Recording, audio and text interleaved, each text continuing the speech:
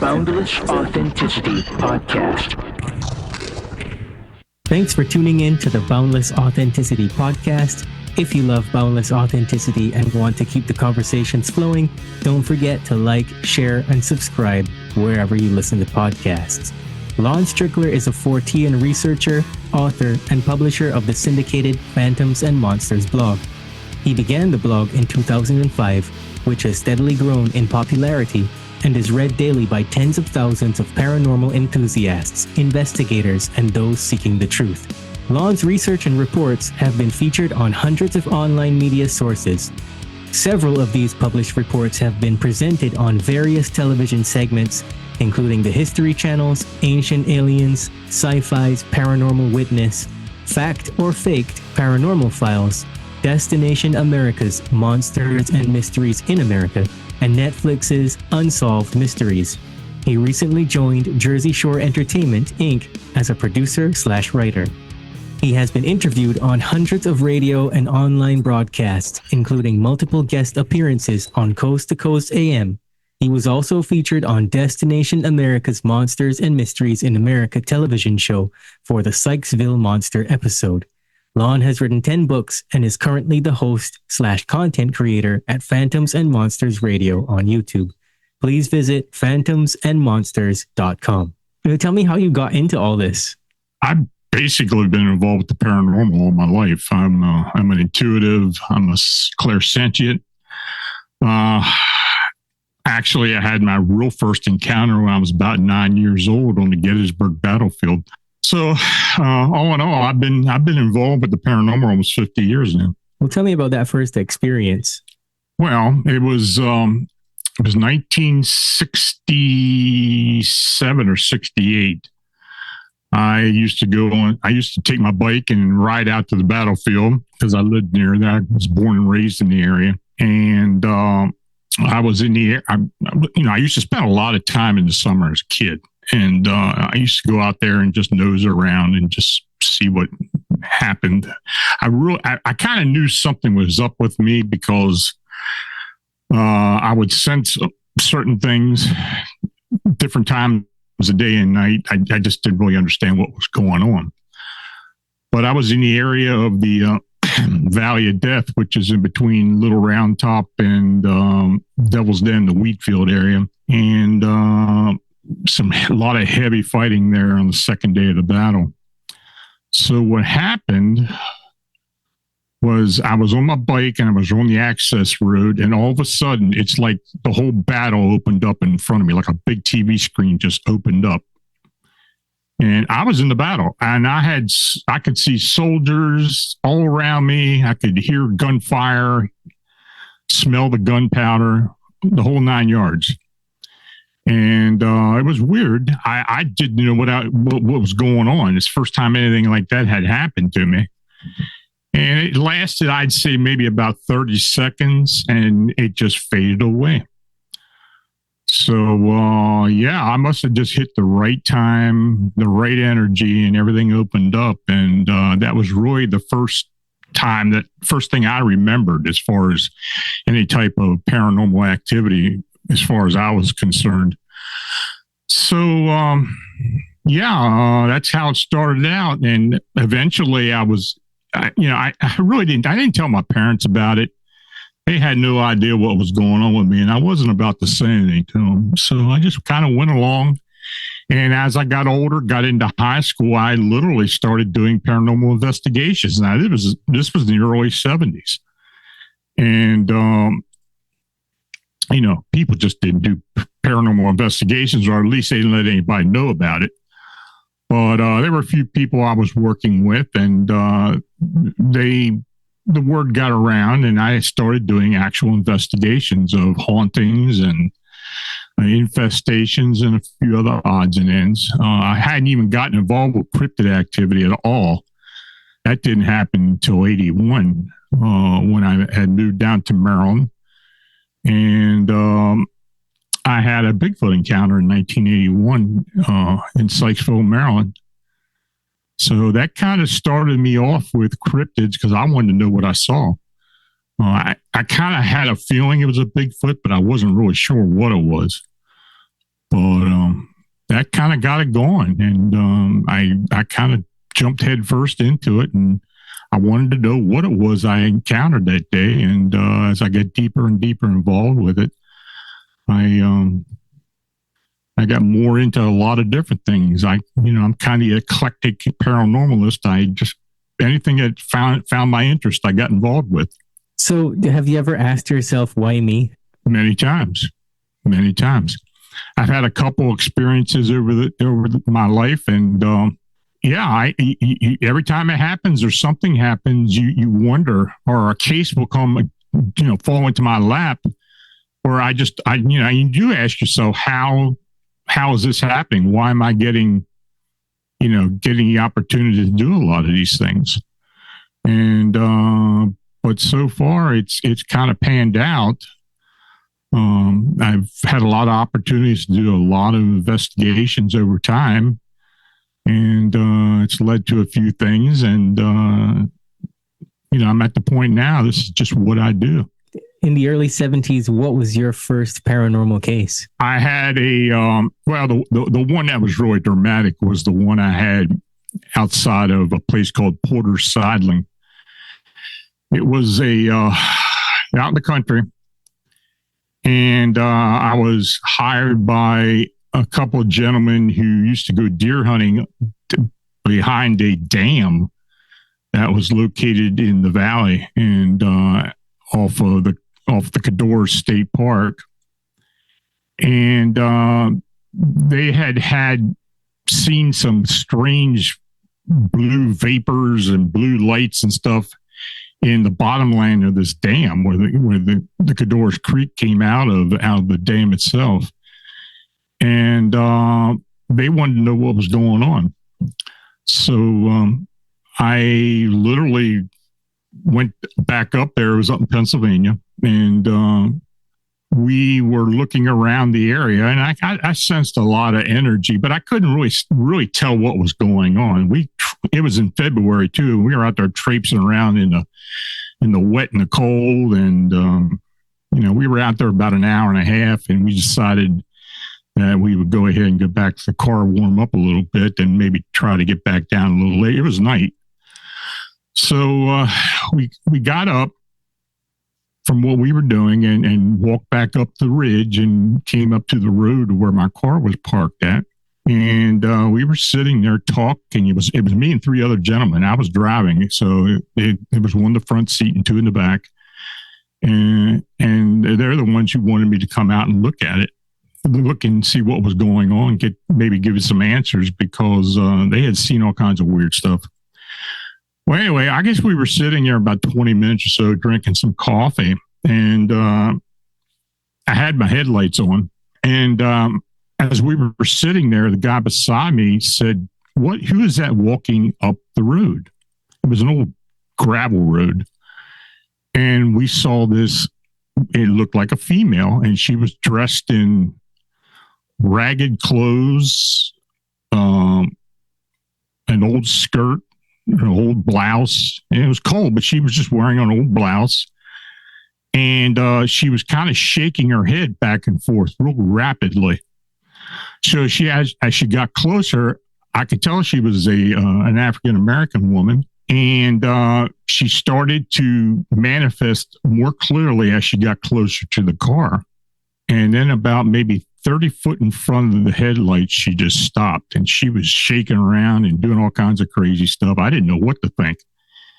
And she stood there for a bit, and then she just turned around and started walking back the other way. Didn't get maybe 5 or 6 foot away, and she disappeared. So what I eventually figured out, which I think is correct, that she was probably a fugitive slave from back during, either before the Civil War.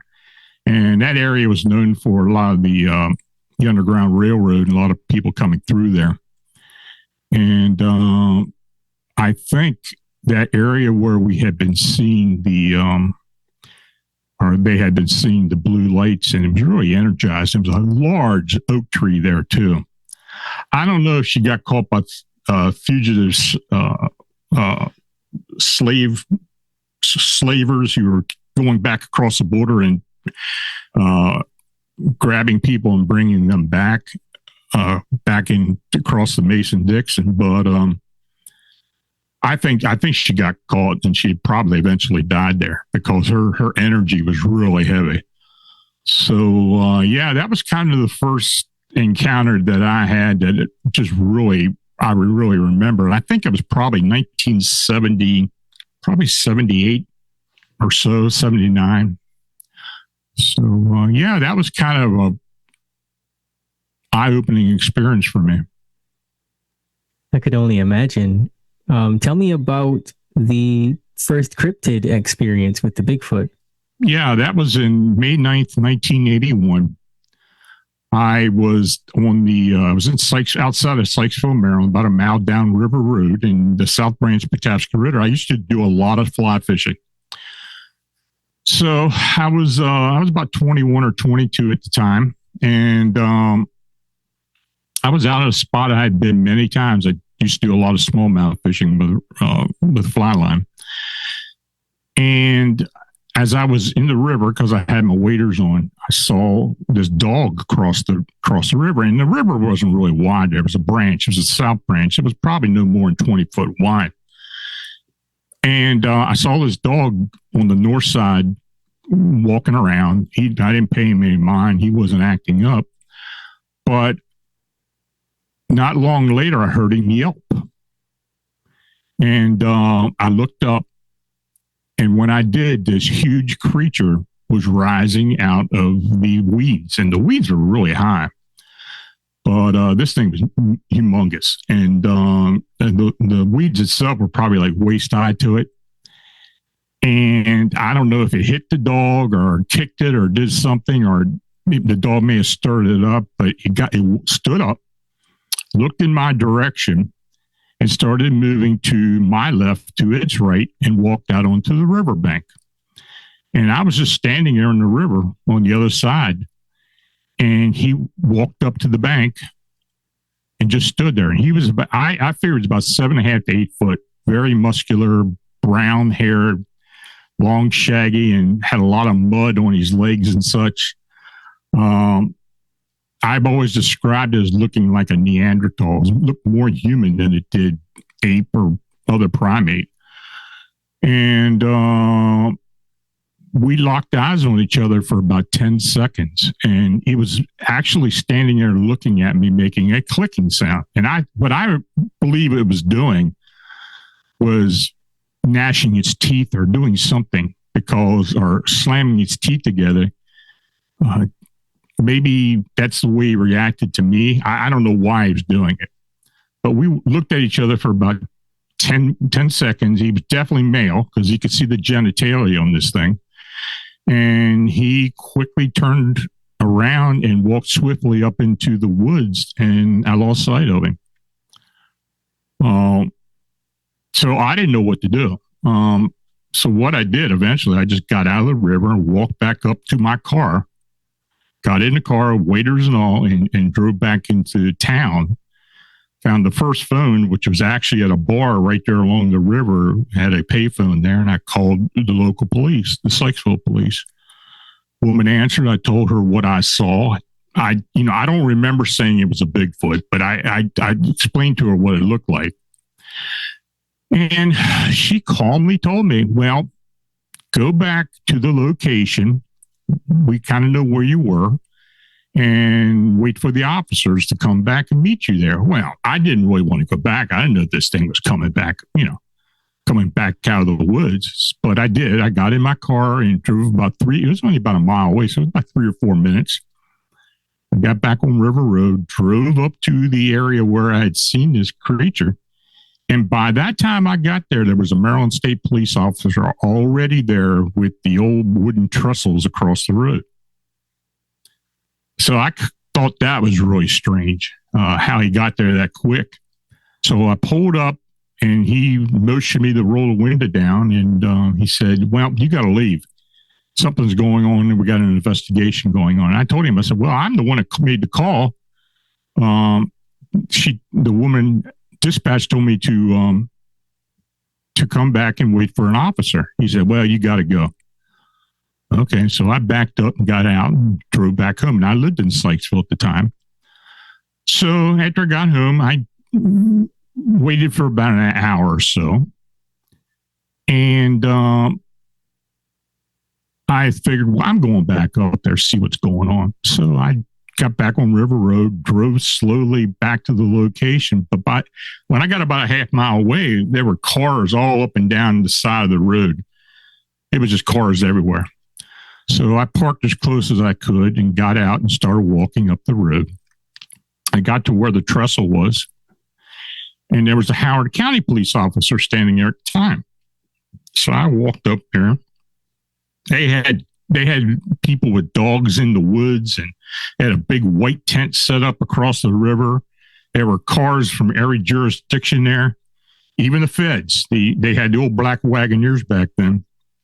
And I saw two of those parked, heard a helicopter. I didn't know what to think. So I went up to the Howard County police officer and I asked him, I said, what's going on? I'm trying to get through here to go over to Marriottsville.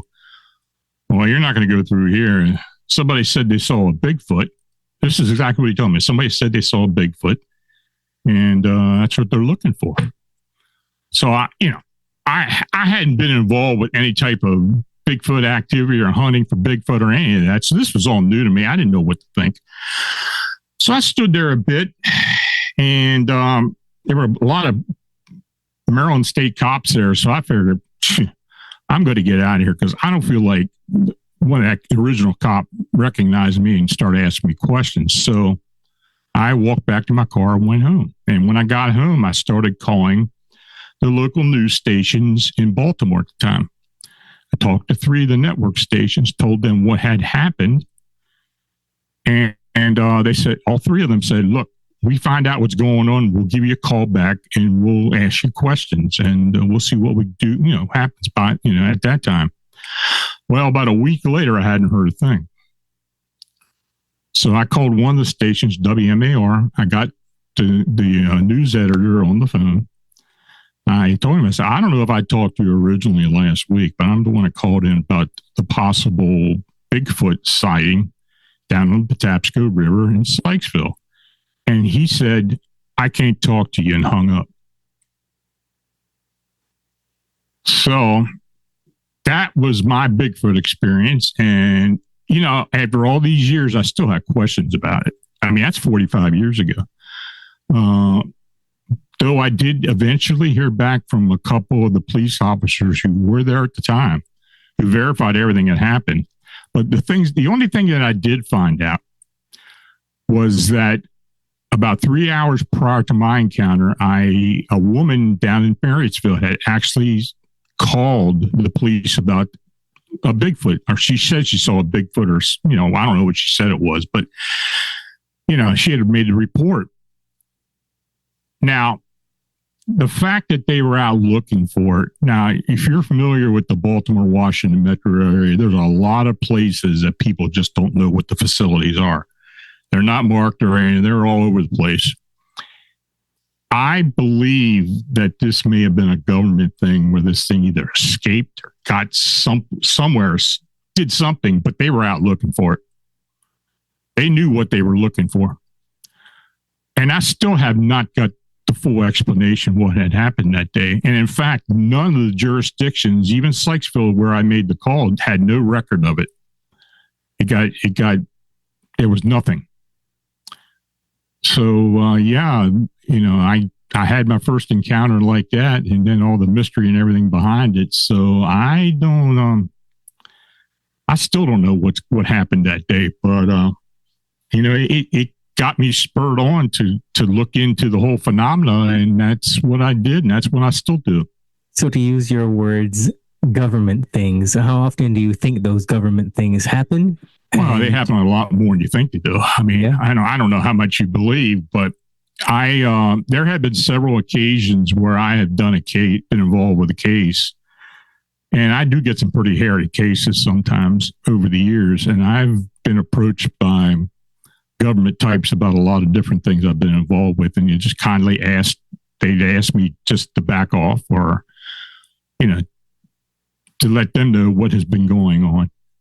But yeah, it has happened. So, but when you live in that area, you can kind of expect that because it just seems like everybody's got their nose in everybody else's business, especially when it involves the government or the military. And something strange comes up, you make a report or I write about it, and I get people calling me, asking me questions. And I know they're not just regular people. They're just regular civilians. They're the alphabet agency people asking a lot of questions.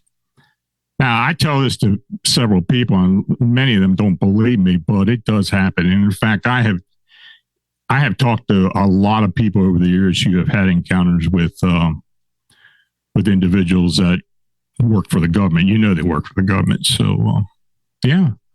So that has happened. Do you have any theories that you're willing to share? Well, the only thing I can come up with in this particular instance was that this creature was known to them. It either got away, it had done something, but they were looking for it because they would have never got there that quick. Now, what it was, we don't know. And the fact that it got hushed up, I didn't make a report until the BFRO started up back in, I think it was 95. And I made a report with them, and the investigator locally, he looked into it. And, I found out earlier that there had been sightings of what they called the Sykesville monster back in the early 70s. I never knew about it, even before I moved down there, because I lived in Pennsylvania, but I never heard about it. And this creature was getting into people's homes, garages, and chicken pens and such, and apparently created quite a stir. It was a national story at one time. And I knew nothing about it. So I was lucky enough to be working with a gentleman who lived down along the river, many of his family members were the original witnesses. And he was telling me all about it. So he got me in touch with a lot of these people who had encounters and had reported them.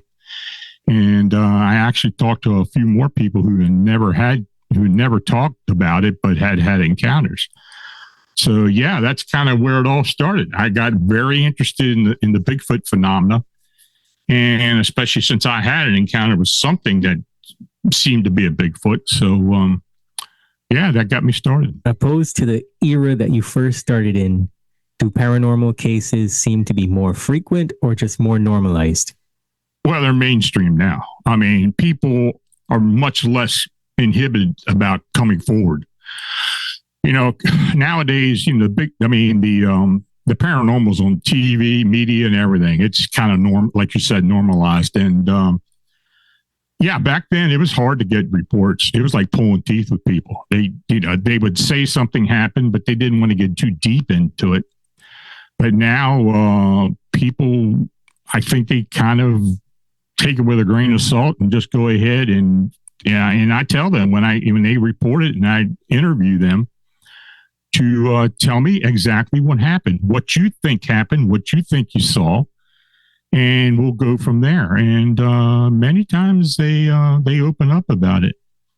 That was very hard to do back in the 70s and 80s. How do you evaluate the credibility of eyewitness accounts?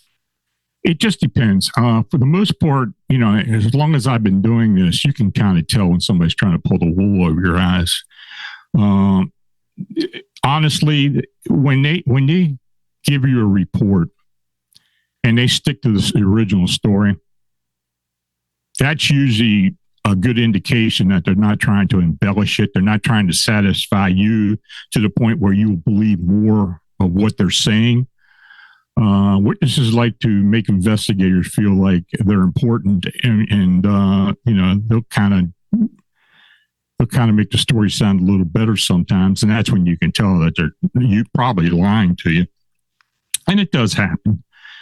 But for the most part nowadays, especially since I got involved with the whole Chicago Mothman thing, and we worked on that case since 2011,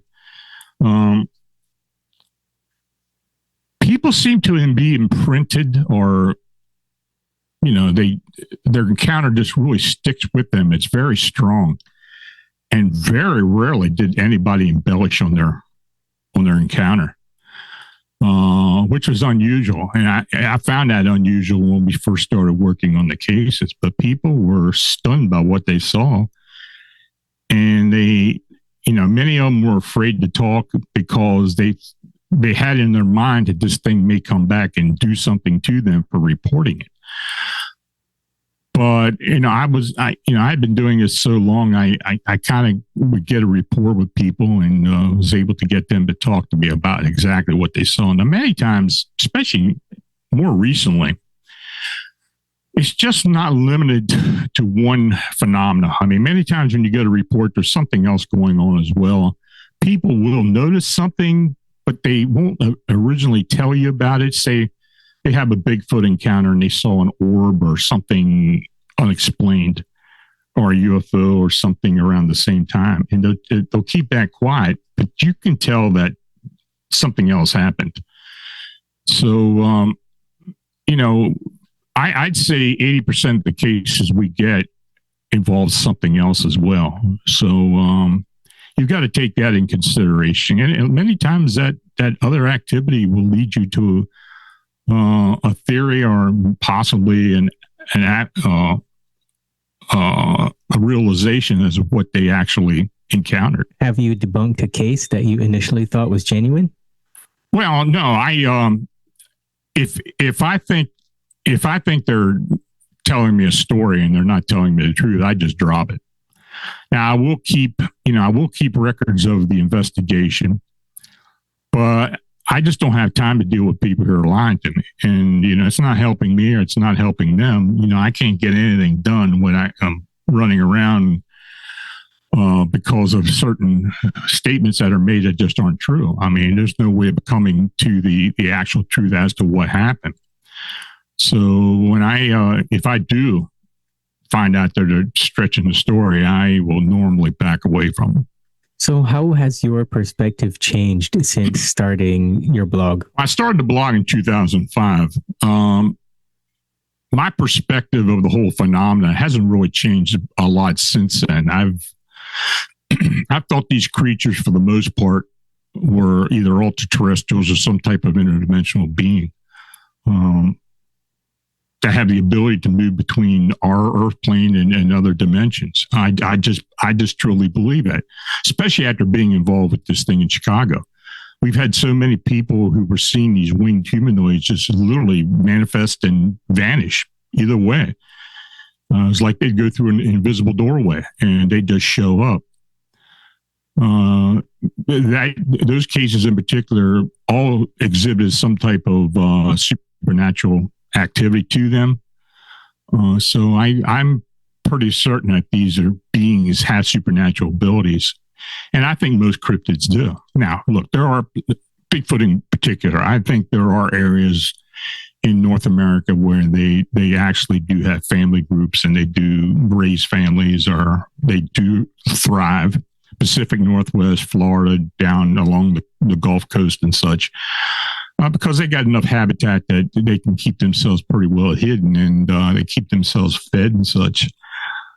But when these beings just show up in a certain area and they're normally singular beings, I believe those creatures are manifesting from somewhere. Tell me your opinions, thoughts, theories on orb encounters. Well, it just depends on the situation. I think most orbs are just energy that manifest themselves somehow.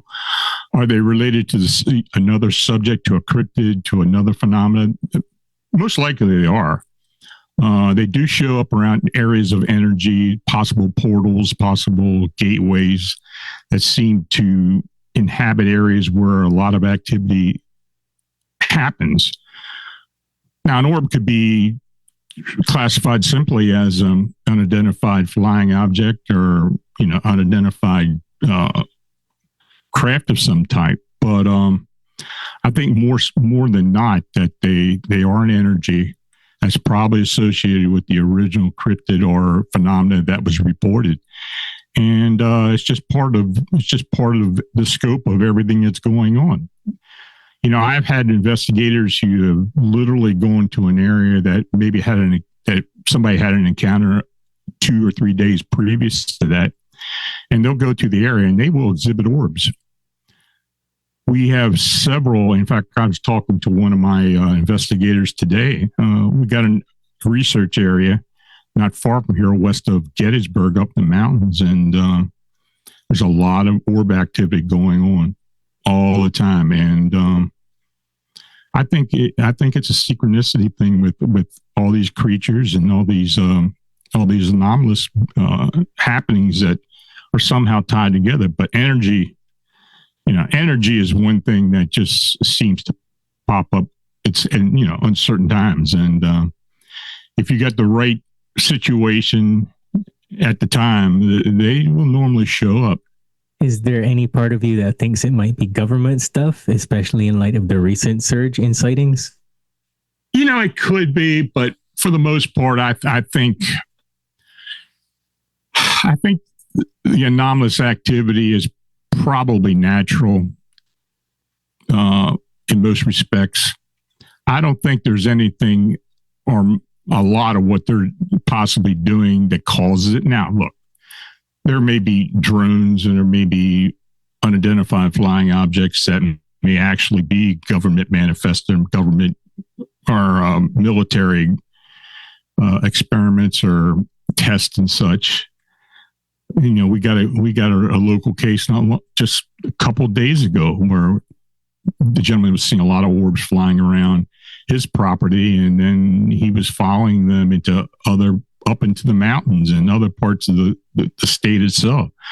So, and there are a lot of underground bases, and we're near Raven Rock, we're near Letterkenny, and we're not too far from Indiantown Gap. So there are a lot of military installations and around here, especially down into Maryland and Virginia, and we're only like 80 miles from there. So the activity is pretty rampant around here. Are there any reports of entities or phenomena that puzzle you the most? Well, we have been looking into a phenomenon for about a decade recently that we call the Glimmer Man. And what people are seeing is a humanoid figure that seems to be cloaked to some degree. And it's got like a glassine effect to it, or like a water effect, but you see the outline of the being. It's humanoid. Sometimes it has yellow eyes. Sometimes it clicks, just like in the Predator movies. And people say that it looks like the Predator movies when the alien in the movie is cloaked. So me and the two gentlemen who had been working on this, we gave it a moniker, the Glimmer Man. And as time has gone on, we started out with a few reports very early, and we're constantly getting reports. I had a report in Gettysburg about a year ago, just outside of Gettysburg, and there have been other sightings literally worldwide. We actually wrote a book about it, and we're just waiting for it to be published now. But this phenomenon is real, and every indication is that there is something going on. Many times it's seen up in trees. When hunters are in their tree stands and they see movement in the trees near them, they watch it till the thing literally moves, and they can then distinguish that it's got a humanoid form to it. But you can't make out any details to it. How do you see the field changing in the next 10 or 20 years? Hopefully technology and science will kind of become more open-minded about what people say they're experiencing. I think technology will eventually catch up to a degree. But as far as full disclosure and recognition of a lot of things people are reporting, I don't know how that's going to work out. There are a lot of younger people who are very interested in this and who are getting involved with the actual investigations. So I have hope there. I think I hope it doesn't get to a point where people just brush it away and say it's nothing. I think there are going to be enough people interested into really looking into it and continuing on with the research. So what do you think is the reason that, in light of the more commonplace nature of everything, that these topics are still treated by the mainstream as fiction and entertainment? I think pop culture has a lot to do with it. I think movies and, a lot of different things in the media, even social media. There's a lot of stuff people make up and try to get their name out there, and they'll identify something, say something happened. There's a lot of fraud out there. I mean, a lot of fraud. There's a lot of conjecture. We try to stay away from that the best we possibly can. But if somebody contacts me and I believe them, and they look to find out what's really going on, and where I can ask them questions and they can give me a straight answer. They don't embellish on what they originally stated. I think we can still make progress with a lot of this phenomenon. So what's the most controversial case you ever investigated? I guess the Chicago Mothman cases.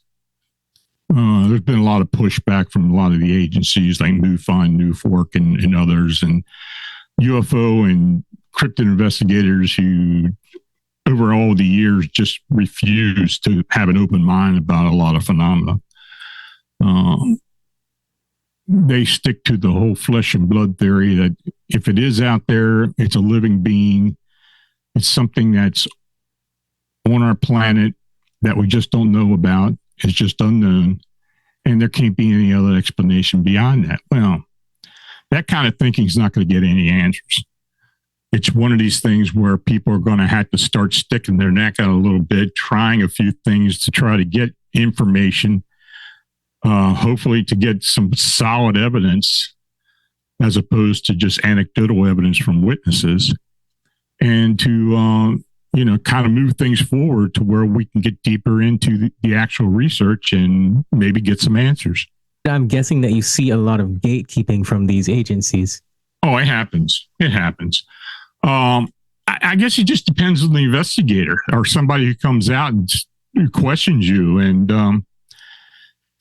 the whole UFO community, the ufology committee, even cryptids, I suppose, most of them believe that the government's hiding something and not telling us. Well, that may very well be true, but I think for the most part, they're just trying to stay away from it, keep from opening up another can of worms. Now, they do spoon feed us. I mean, the Tic Tac phenomena and other flying objects that aren't explainable. They'll have a committee set up where they'll start interviewing people and act like they're really telling you something, but they're not telling people who've been involved with this for a long period of time much of anything. This is just something to satisfy the public and Congress and everybody else who decides that they're going to look into it. I don't think we're going to ever have full disclosure unless we absolutely have to. And there's it's not a need to know thing. It'll be something where everybody needs to know. So which case has frightened you, or do you have any cases that really deeply affected you? Well, I did have one case that I believe is probably, in fact, it was so mind bending that I almost quit doing what I was doing. This happened about 11 years ago. I got a phone call from a woman named Mandy and her mother. They lived out in Eastern Washington, and I wrote about it in my book, or one of my books. And they had a lot of activity going on at the home. Now, they lived right on the Idaho-Washington border, and they were seeing a lot of UFO activity east of them over the Coeur d'Alene Mountains. And they had made a few reports of it, and other people had seen it too, and they were seeing lights above the mountains, and that had been going on for a long, long time.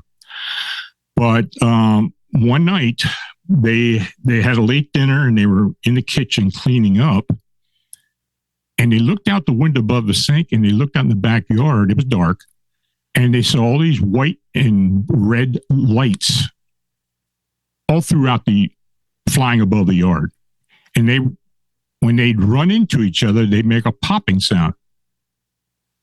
It was strange. So this woman, Mandy, she was in her late 20s. She freaked out, ran into the living room, looked out the bay window across the road into the field, and they were out there as well. They were all over the place. They didn't know what to think about it. Well, as time went on, they got a hold of an investigator in Spokane who contacted me and told me about it. And they were just looking for answers. So I got their number and I called them up. And we were on the phone for about 3 or 4 hours, and I didn't know what to think. And they did tell me about an encounter that they had one night when they were up in their bedrooms. They had separate bedrooms, and all of a sudden they started hearing something up in the attic or up on the roof moving around. They didn't know what it was. Then the lights went off. All the power went off. And that had happened before. That night where they saw the red and white lights, the phone had gone dead. So, they went to try to make a report or call the police when they saw that, and the phone was dead. It wasn't working, so they couldn't make a report. And when the phenomena stopped about an hour later, then the phone came back on. And there was nothing else going on, so they just stopped. They just figured they won't report it because, what are they going to be able to show? Well, anyway, this other night, they literally were in Mandy's room the whole night with all the lights out, and they were hearing this activity up in the attic and on the roof, like something was scrambling around. They never saw anything. They looked out the window, didn't see a thing. There were no lights out there. It lasted about an hour and a half, and then when all the noise stopped, all the lights came back on again. So I talked to them, and they wanted answers. They wanted to know what was going on. So I told them, look, mark down everything that happens, every strange thing that goes on. Write it down, and I'll call you back, or you can call me if anything happens. Okay. So we had planned a time. We had planned a Sunday where they were going to call me and tell me what happened during the week. And we had a set time and everything, but they never called me. So I didn't know what to think. So I didn't call them. No, I did call them. I called one time and the phone never picked up. About a week later, I think it was either Saturday or Sunday, I got a phone call. It was Mandy's mother on the phone. And I told her that I did try to call, and, but she said, I'm so sorry. So much has been going on around here. I forgot to call you and tell you what happened. And she was crying and everything else. And so I asked her, what's going on? And the first thing she said, Mandy's missing. And then she started explaining to me what had happened. The night after I had talked to them, Mandy had gone up to her bedroom, and her mother was up a little bit later watching TV. She decided to go up and go to bed. So when she walked upstairs, walked in the hallway, she saw the light underneath Mandy's bedroom was on. She knocked on the door, opened the door up a crack, and the lights went out. Well, after a few minutes, the lights came back on, and Mandy was gone. I mean, she literally was nowhere to be found. Her pocketbook, all her credentials, all everything. She was a school teacher, by the way. We're missing. I mean, we're still there. Excuse me, we're still there, but Mandy was missing. She had no idea where she got to. Her car was there. Nobody had come into the house. Nothing. So, of course, she called the police. And the police couldn't do anything because she was an adult. I mean, she could have picked up and left, but there was no indication that she voluntarily left because everything was still there. And her and her mother were very close. So, she'd have told her something that she had been, that she was going out or something to that. But no, and she's been missing now for 11 years. I have... what do I think happened? I think she may have been abducted. Now, her mother died about 5 years after that. She passed away. She probably died with a broken heart because it really bothered her. Really, really bothered her. And Mandy was her whole life because her husband had passed years before that. So every once in a while, I still keep in contact with the Washington State Police to check up if has been any record of Mandy being found or, any type of evidence to support that she's still alive, but she's nowhere to be found. And there's been nothing that's happened. I think before her mother passed, she was declared dead. I can't really find. I don't know if it's sealed or whatever's going on. But that case, I kind of felt guilty about it because even though I couldn't really do anything about it, it's just the fact that I talked to these individuals and was ready to get involved in their case, and then she's gone. And that really bothered me for a long time. Are there any common patterns that you see in the majority of paranormal cases? You would think there would be, but I think every case takes on a life of its own. There's always a little something that just doesn't connect with other cases. And that's becoming more and more evident as time is going on. Like I told you before, there's a lot of other activity that's that can be associated with cases. There's new phenomena popping up all the time that we just don't understand. People, we get waves of sightings, just like the pale crawler sightings of these humanoids that are hairless and people have no idea what they are, where they come from. They just seem to show up. The Glimmer Man, a lot of strange things. Is a lot of this mind manifested, just like from the internet, from memes, or from something somebody imagines because of pop culture? It could very well be. But a lot of it just seems to be real phenomena that's going on that people just can't explain. And this whole thing with the paranormal, which concludes everything that's supernatural, unexplained, just gets weirder every day. Is it, do we really understand what causes it? Not really. I mean, I wish we did. We've been involved with cases where we looked at every possible reason as to why it would have happened. But for the most part, we just can't figure it out. We have a lot of theories, but, theories are just like everything else. Everybody's got their own interpretation of what's going on. And, a lot of people agree, a lot of people disagree. But like I said, until we start getting more tangible evidence, we're kind of left with our theories. Well, that's a great way to leave it. Thank you for your time. Please tell the audience how to contact you. Well, you can go to my website, which is phantomsandmonsters.com.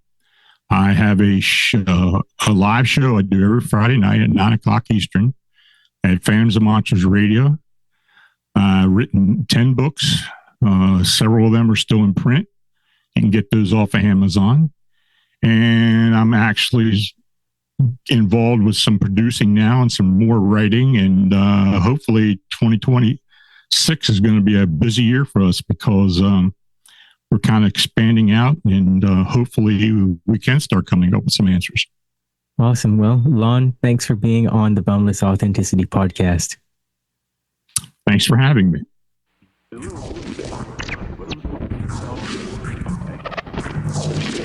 You're listening to the Boundless Authenticity podcast, where we discuss everything related to the evolution of human consciousness.